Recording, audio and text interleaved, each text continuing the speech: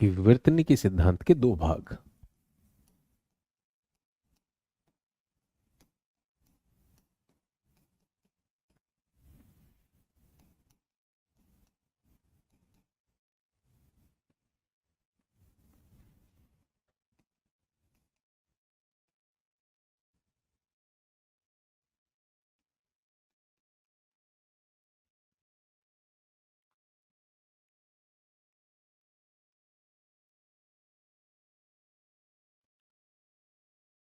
ये दो भाग हैं, एक स्थायी और एक गतिशील। स्थायी के हिसाब से, ठीक है,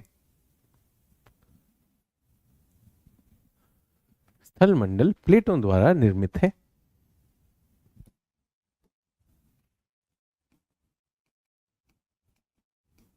स्थल मंडलीय इकाइयों को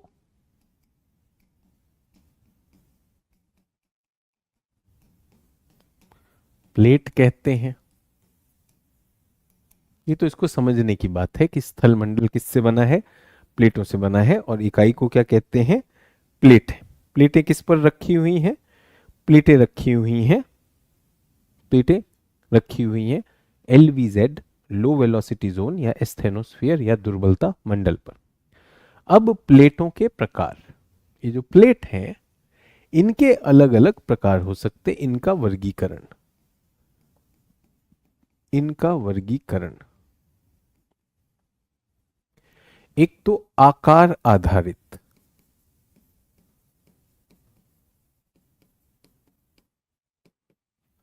दूसरा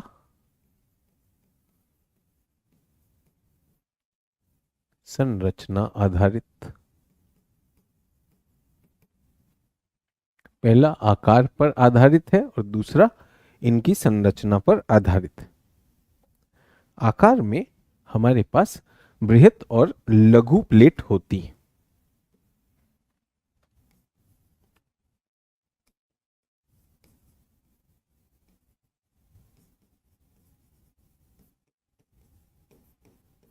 बृहत और लघु प्लेट होती हैं। ये 7 है,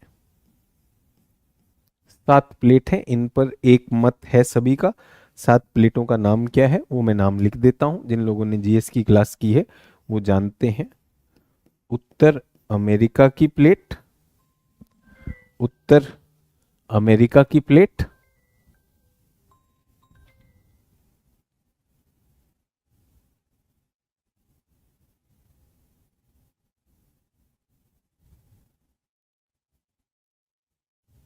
उत्तर अमेरिका की प्लेट। बाकी लोग जिन्होंने जीएस किया हुआ है वो आगे बताएंगे। दक्षिण अमेरिका की प्लेट, अफ्रीका की प्लेट, यूरोप और एशिया की मिला लें तो एक ये प्लेट है, अंटार्कटिका की plate, Indo austral Bharat, Australia plate, और जो सबसे बड़ी प्लेट है और जो सागरीय, अधिकांशतः सागरीय प्लेट है, उसका नाम क्या है, उसका नाम है प्रशांत महासागरीय प्लेट।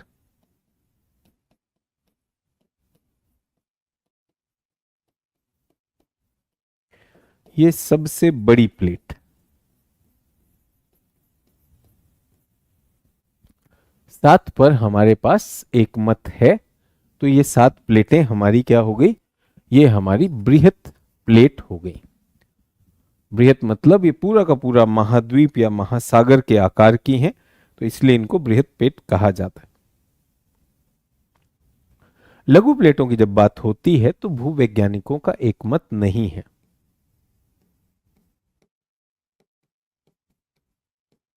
भूवैज्ञानिकों का इनकी संख्या पर एक मत या एक मत नहीं है। कुछ प्रमुख जो मशहूर हैं उनके नाम मैं लिख रहा हूं।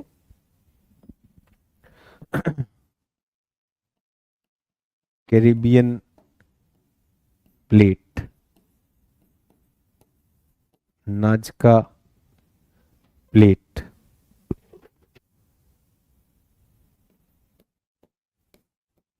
अरेबियन प्लेट,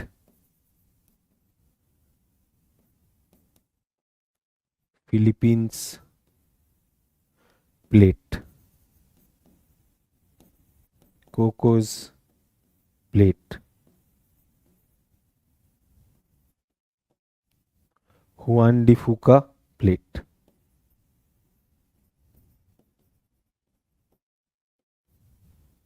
इत्यादि बहुत सारे नाम हैं।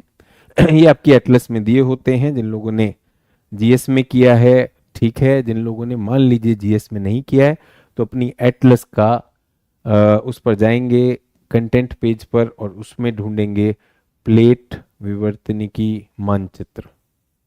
प्लेट विवर्तनिकी मानचित्र, उत्तर अमेरिका प्लेट दिखाई देगा, उसमें दक्षिण अमेरिका प्लेट दिखाई देगा, अफ्रीका प्लेट दिखाई देगा, यूरेशिया प्लेट दिखाई देगा। ये जो बड़े खंड हैं, ये अंटार्कटिक प्लेट, ये क्या है, ये बृहत प्लेट कहलाते हैं। छुटकू प्लेट जो है अरेबियन प्लेट है, फिलीपींस की प्लेट है। यहाँ पर हमने कोकोस प्लेट देखी, हुआन डी फूका देखी, नाजका देखी, स्कॉटिया देखी। ये क्या है, ये छोटी प्लेट हैं। प्लेट विवर्तनिकी के सिद्धांत के अनुसार पृथ्वी की बाहरी ठोस आवरण एक अखंड टुकड़ा नहीं है, बल्कि ये कई अनियमित आकार के खंडों में टूटा हुआ है, जिन्हें प्लेट कहा जाता है। ये प्लेट अपने नीचे स्थित अर्धगलित परत, जिसको सेमी मोल्टन हम कह सकते हैं, दुर्बलता मंडल पर तैर रही हैं। इनकी गति का कारण क्या है कि मेंटल के अंदर संवहनीय धाराएं चल रही हैं, तो वो हम गतिशील पार्ट में करेंगे। सभी लोग, यदि आपने मेरे साथ जीएस नहीं किया है तो इसलिए आपको ये मानचित्र मैंने आपको दिखाया, ये आपका काम है अभी अपनी एटलस में देख लेना। जल्दी से देख लेंगे। जी सर, ये आपने जीएस में पढ़ा है। बिल्कुल मैंने जीएस में पढ़ा है, लेकिन कुछ छात्र ऐसे हैं जिन्होंने जीएस मुझसे क्लासेस अभी नहीं की हैं, इसलिए ऐसा ना लगे उन्हें कि भाई ये मेरी छूट गई है। तो आप लोगों से कह रहा हूं, जो उनको करवाया वही आपको करवा रहा हूं। एटलस के कंटेंट पेज में जाना है। प्राकृतिक आपदा मानचित्र भी कहलाता है कुछ एटलसेस में, वरना प्लेट विवर्तनिकी मानचित्र के नाम से होता है, उसे खोल लीजिए। ठीक है सभी लोग, तो ऐसी कोई जल्दबाजी नहीं है, लेकिन ये क्लियर होना चाहिए। अब संरचना के आधार पर प्लेटों को दो वर्गों में बांटा जाता है। महाद्वीपीय प्लेट और महासागरीय प्लेट। ठीक है, महाद्वीपीय प्लेट जो होती है ये हमारी मोटी होती है, ये सियाल से बनी होती है, इसमें चट्टानें ग्रेनाइट की ज्यादा होती हैं। ग्रेनाइट के कारण ये अम्लीय होती है। अम्लीय का मतलब होता है सिलिका की मात्रा अधिक।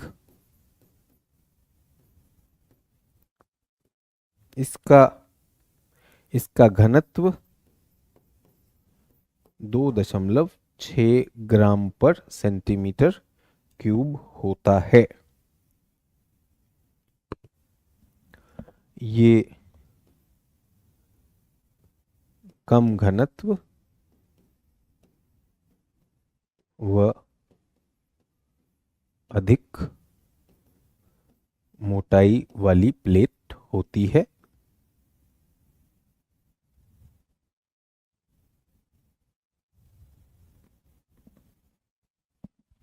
ठीक है, महाद्वीप सर एनसीईआरटी में भी सभी जगह पर ये डायग्राम रहता है, तो जिन छात्रों ने कभी नहीं देखा है, एनसीईआरटी में नहीं देखा है, इसलिए मैंने कहा कि एक बार देख लेंगे।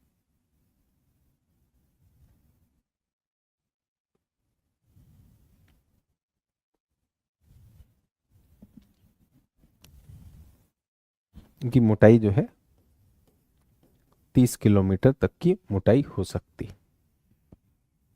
30-40 किलोमीटर मोटी होती। जब हम महासागरी की बात करते हैं, ये कम मोटाई होती है। मोटी की जगह पतली परत लिख सकते हैं। इसमें सीमा की मात्रा अधिक होती है, पतली में ही इसको 8 किलोमीटर मैं कर रहा हूँ। ये किससे बनती है? ग्रेनाइट की जगह इसकी प्रमुख चट्टान बसाल्ट होती है। इसकी प्रमुख चट्टान बसाल्ट होती है। बसाल्ट क्या होता है? बसाल्ट क्षारीय प्रकृति का होता है, बेसिक होता है। इसमें सिलिका की मात्रा कम होती है। इसका घनत्व इसका घनत्व अधिक होता है, 2.8 से 3.0 ग्राम पर सेंटीमीटर क्यूब।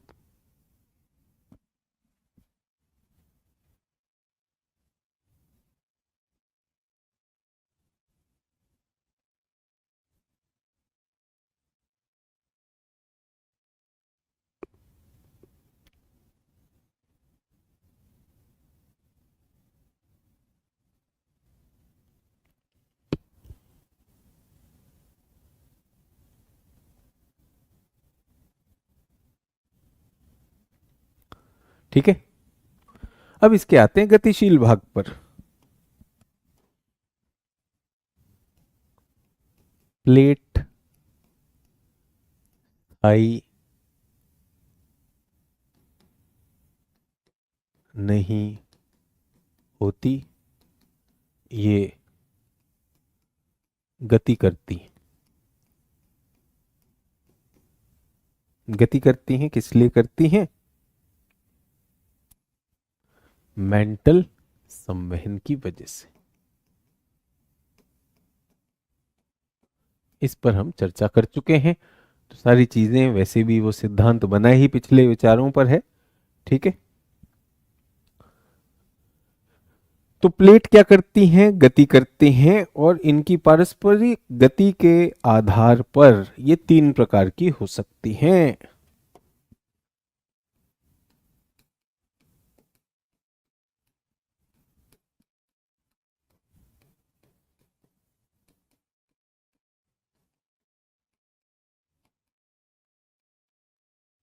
ये जो अपनी गतिशीलता करती हैं, उसके आधार पर ये 3 प्रकार की हो सकती हैं।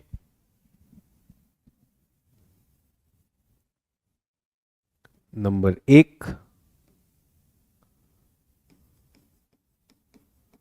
अपसारी।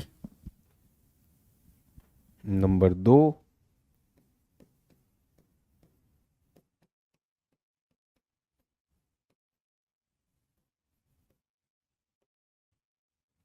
अपसारी,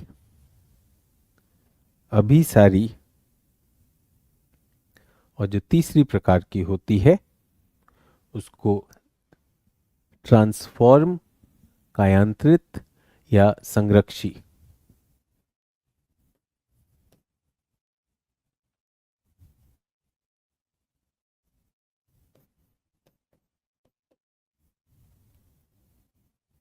या रूपांतरी लिख लीजिए, अंग्रेजी साथ साथ में लिख देता हूं। अपसारी का मतलब डाइवर्जेंट, अभिसारी का मतलब कन्वर्जेंट, रूपांतरी का मतलब ट्रांसफॉर्म। यहीं पर इनका मानक चित्र भी बना रहा हूं कि ये 2 प्लेट हैं, दोनों प्लेट एक दूसरे के साथ हैं और ये एक दूसरे से दूर जा रही हैं, तो इसको अपसारी कहते हैं। ऐसा कुछ आप बच्चों वायु राशियों में भी कर चुके हैं। प्लेटों की तरह से वहां वायु राशि अपसरण या अभिसरण कर रही थी, ये अभिसारी है। और जब 2 प्लेटें न तो पास आ रही हैं न दूर जा रही हैं, बट समानांतर मूवमेंट में एक दूसरे के पैरेलल जा रही हैं, तो ये हो गया यहां पर। ठीक है, कुछ लोग कायांतरी संरक्षी कह रहे हैं, रूपांतरी को ही कायांतरित या संरक्षी कहते हैं।